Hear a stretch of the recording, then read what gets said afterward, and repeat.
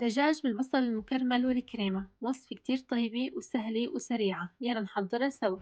عندي هون شرائح صدور دجاج.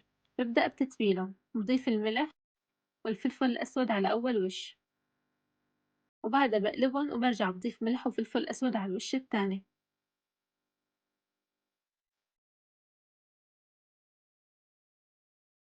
بمقلاية على نار بضيف ملعقة زبدة، وبنزل صدور الدجاج وبتركهم يتحمروا منيح بدون تحريق، ولما ياخدوا وش ذهبي من تحت بقلبهم على الجهة التانية،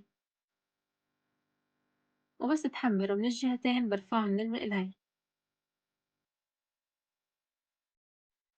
بنفس المقلاية بضيف ملعقتين زبدة كبار و3 حبات بصل مقطعين شرائح متل هيك، بنزل البصل على الزبدة وبحركن شوي، بضيف ربع ملعقة ملح وربع ملعقة سكر ورشة صغيرة من الفلفل الأسود، وبحركن مع بعض،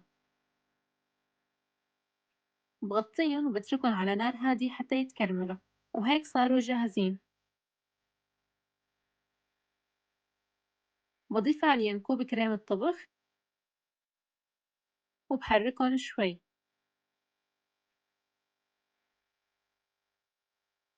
وبعدها بنزل قطع الدجاج عليهم، بتركن 5 دقايق على نار هادي وبعدها بيكونوا جاهزين. بقدمهم مع الرز وبزين بالبقدونس.